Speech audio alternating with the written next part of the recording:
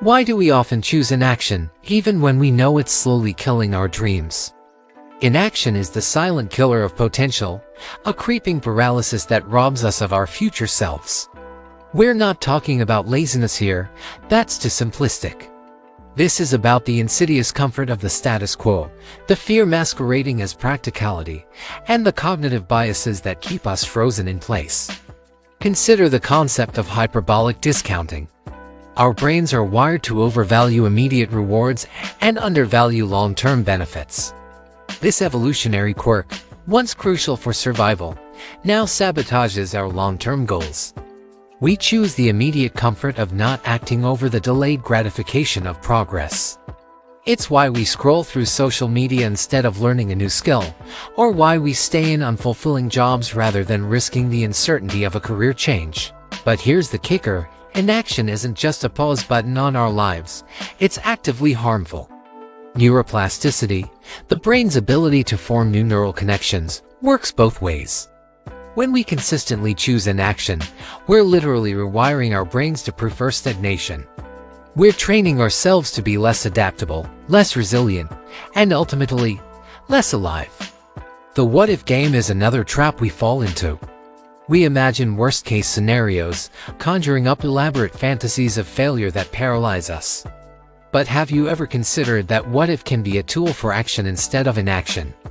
What if you succeed beyond your wildest dreams? What if that small step leads to unforeseen opportunities? By reframing what if as a catalyst for positive change, we can short-circuit the fear response that keeps us stuck. Let's talk about the myth of readiness. We tell ourselves we'll act when we're ready, when we have more time, more money, more knowledge. But readiness is a moving target, always just out of reach. The truth is, action creates readiness. It's through doing that we become capable. Think of it like learning to swim. You can study technique all you want, but at some point, you have to get in the water. The act of swimming itself teaches you how to swim. Now, let's delve into the concept of temporal landmarks. These are significant dates or events that we use to mentally separate our past and future selves. New Year's resolutions are a classic example, but why wait for arbitrary dates? By creating our own temporal landmarks, from this moment on, I choose action, we can leverage this psychological quirk to our advantage. It's about consciously deciding to step into a new version of ourselves, one that prioritizes movement over stasis. The paradox of choice is another silent contributor to inaction. In our modern world, we're bombarded with options. This abundance, rather than being liberating, often leads to decision paralysis. We become so overwhelmed by possibilities that we choose none of them. The antidote: embrace the concept of good enough. Perfect is the enemy of done. By lowering the bar for what constitutes action, we make it easier to start moving. Consider the Japanese concept of kaizen, continuous improvement through small, incremental changes. It's the antithesis of the all-or-nothing mindset that often leads to inaction. If you can't run a marathon, can you walk around the block? If you can't write a novel, can you write a paragraph? These microactions compound over time, creating momentum and building the habit of action. Let's explore the idea of future self-continuity.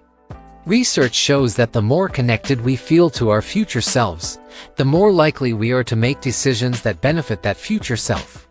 But our brains often treat our future selves as strangers. By actively visualizing and empathizing with our future selves, we can bridge this gap. Imagine your future self thanking you for the actions you take today. Make decisions as if you're leaving a gift for that future version of you. The spotlight effect is another psychological phenomenon that contributes to inaction.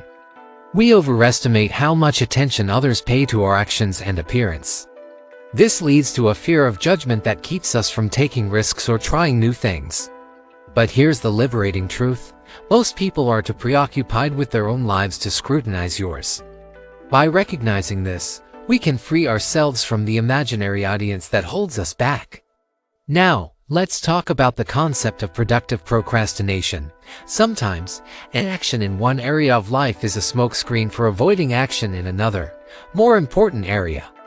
We busy ourselves with low-priority tasks to avoid the discomfort of tackling high-priority challenges. By identifying these patterns, we can redirect that energy towards meaningful action. The sunk cost fallacy is another cognitive bias that keeps us stuck. We continue investing time and energy into unproductive situations because we've already invested so much. But past investment doesn't justify future investment if the path is no longer serving us. Learning to cut our losses and redirect our efforts is a crucial skill in overcoming inaction. Let's explore the role of identity in action versus inaction. We often act or don't act in ways that align with our self-image. If you see yourself as a procrastinator or someone who never finishes things, you'll unconsciously make choices that reinforce that identity. By consciously reshaping our self-image, I am a person of action, we can create a positive feedback loop that encourages proactive behavior. The concept of action faking is worth examining. This is when we engage in activities that feel like progress but don't actually move us towards our goals. Endless planning, researching, or talking about our intentions without implementation falls into this category. It gives us the illusion of action without the risk or discomfort of real change. Recognizing and eliminating action faking frees up energy for genuine progress.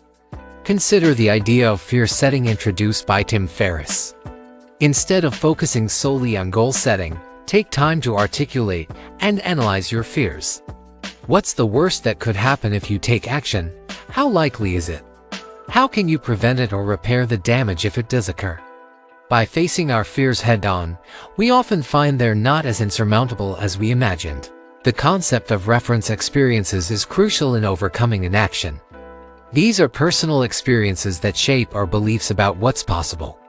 By deliberately creating small reference experiences of success through action, we build evidence that counteracts our limiting beliefs. Each small win becomes fuel for future action. Let's talk about the role of environment in action versus inaction. Our surroundings have a profound impact on our behavior. If your environment is set up to encourage inaction, easy distractions, no clear workspace, constant interruptions, you're fighting an uphill battle. The what the hell effect is a psychological phenomenon that often derails progress. It's the tendency to completely abandon our goals after a small setback. I missed one workout, so I might as well give up on fitness entirely. By recognizing this pattern, we can develop resilience and see setbacks as temporary rather than catastrophic. Consider the concept of activation energy in chemistry. It's the minimum energy required for a reaction to occur. In personal development, lowering the activation energy for positive actions while raising it for negative ones can be a game changer. Make it ridiculously easy to take the first step towards your goals and create friction for behaviors that lead to inaction. The idea of temptation bundling can be a powerful tool against inaction. This involves pairing an activity you need to do with one you want to do. For example, only listening to your favorite podcast while exercising. By linking action with pleasure, we make it more appealing and sustainable. Let's explore the role of language in action versus inaction. The words we use shape our reality. Phrases like "I don't have time" or "I can't do that" reinforce a mindset of limitation. By consciously shifting our language to "I'm choosing to prioritize differently" or "I'm learning how to do that," we open up possibilities for action. The concept of productive failure is worth considering. Our fear of failure often leads to inaction, but what if we reframe failure as a necessary part of the learning process? By embracing failure as feedback rather than a final judgment, we become more willing to take risks and try new things. Lastly, let's talk about the power of momentum. Physics tells us that objects in motion tend to stay in motion. The same is true for personal growth. The hardest part is often getting started, but once we build momentum, action begets action. It's about creating a flywheel effect in your life, where each action makes the next one easier. Inaction isn't just a pause in your life's journey, it's actively moving you backwards. Every moment of stasis is a missed opportunity for growth, for joy, for becoming the person you're meant to be. The choice between action and inaction isn't just about productivity or success, it's about fully embracing the gift of being alive. So, what small action can you take right now, in this very moment, to start building that momentum? Remember, it doesn't have to be perfect. It doesn't have to be big. It just has to be something. Because in the battle against the slow death of inaction, any movement forward is a victory.